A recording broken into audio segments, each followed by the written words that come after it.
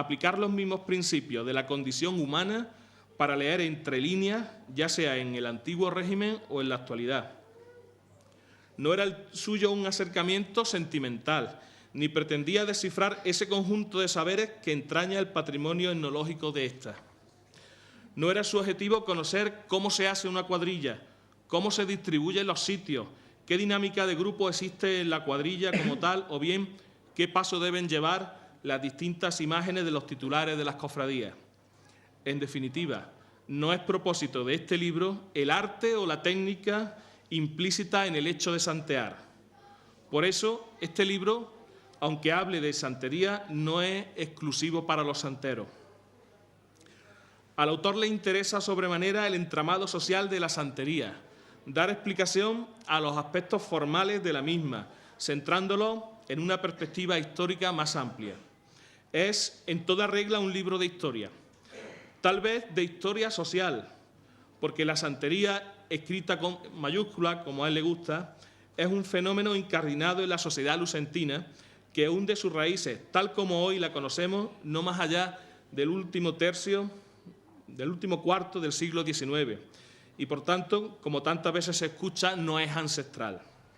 Aunque eso prácticamente no le quite importancia al fenómeno de la santería. A modo de curiosidad, descubre el autor que la primera vez que el término santero se encuentra escrito se remonta tan solo a 1911, en una crónica de la procesión de nuestro Padre Jesús, que dice textualmente: sobre esbelto trono de dorada talla, comienza a moverse con el lento y acompasado paso de los santeros.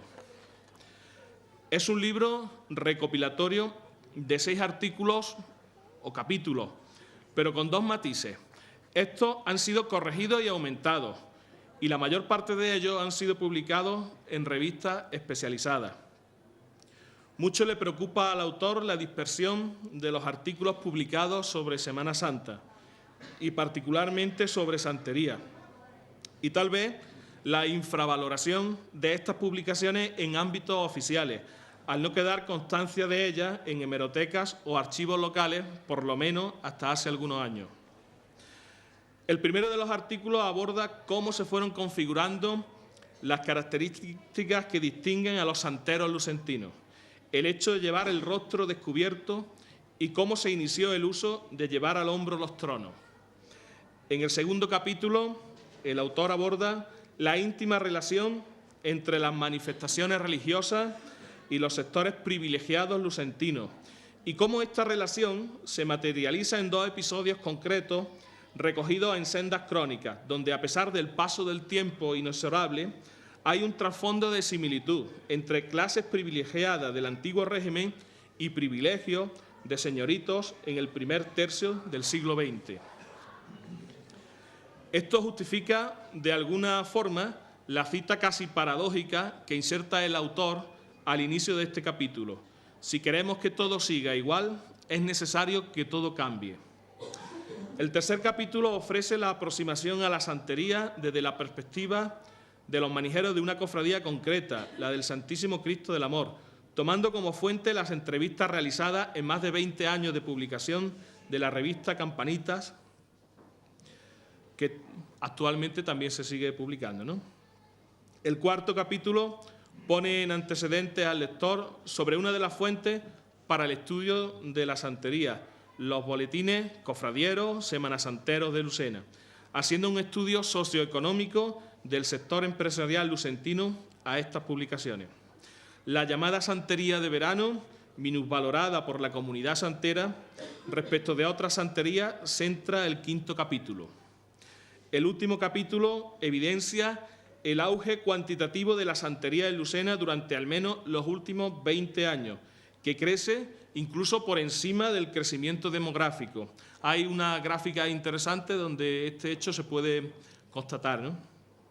Achaca el autor a este auge un fenómeno al que él llama recristianización formal, que lleva implícito la relajación de lo católico a la vez que la consideración de la importancia de la forma, unido al prestigio social que lleva el hecho de santear y, sobre todo, de ser manijero de un paso.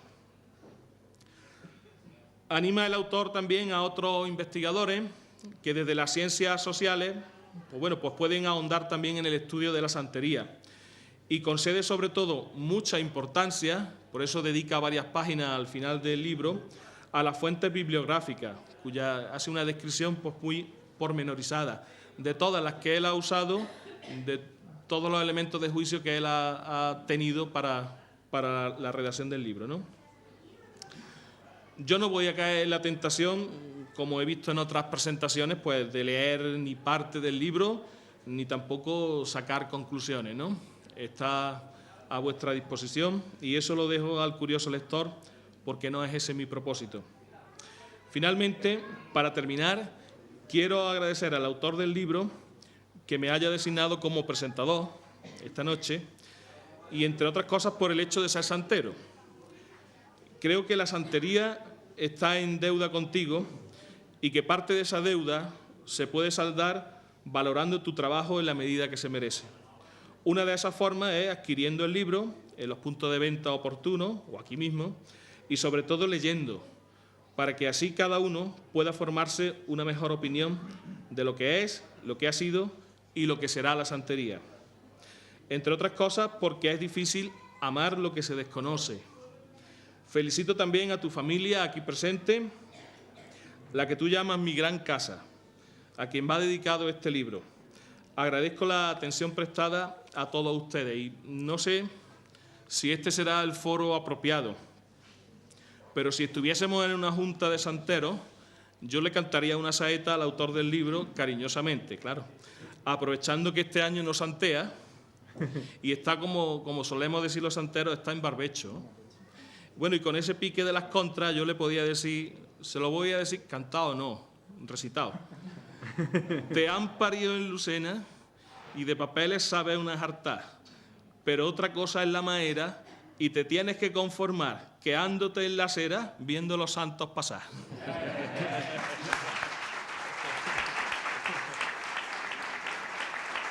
Bueno, pues.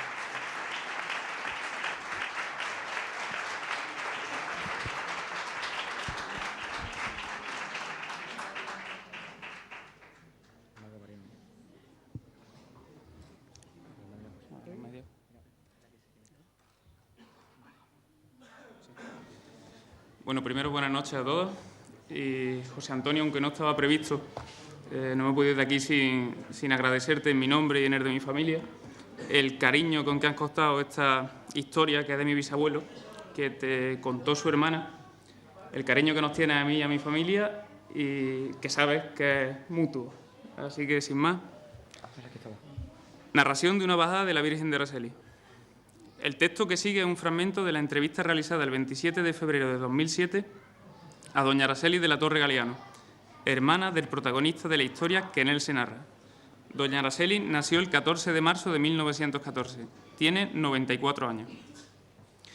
Había una costumbre que rezaba que cuando la Virgen de Araceli, en la procesión de bajada, llegaba a la puerta del Círculo Lucentino, salían los señoritos y se encargaban de llevarla hasta San Mateo, sustituyendo a los que la habían traído desde la Sierra de Ara.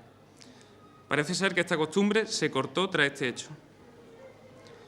En 1936, el año del movimiento, la Virgen la bajaban, como es sabido, en abril. Pero ese año, las monjas de las Descalzas no sabían si bajaría ante el miedo a que fuera a pasarle algo a la imagen. El sacristán de allí, Juan Fernández, se lo comentó a mi Rafael, que era carnicero, y solía ir con frecuencia a la Descalza, puesto que se encargaba de suministrarles la carne. También le arreglaba el jardín, los arbolitos, etc.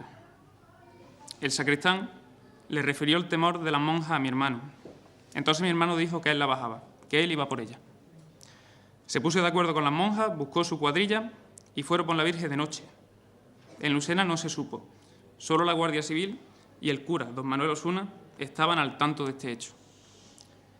Cuando llegaron, a las 6 o las 6:30 de la mañana, a la puerta de la mina, las campanas empezaron a doblar. La gente empezó a levantarse y mientras se encaminaban a la puerta de la mina, gritaban que había llegado la Virgen. Esperando estaban don Manuel Osuna, la Guardia Civil y el alcalde con sus concejales. Cuando llegaron a la altura de la puerta del casino, calle Las Torres, la procesión se paró para descansar y salió Francisco Mora y le dijo a mi Rafael: Dame la Virgen, hombre, que la vamos a llevar a San Mateo.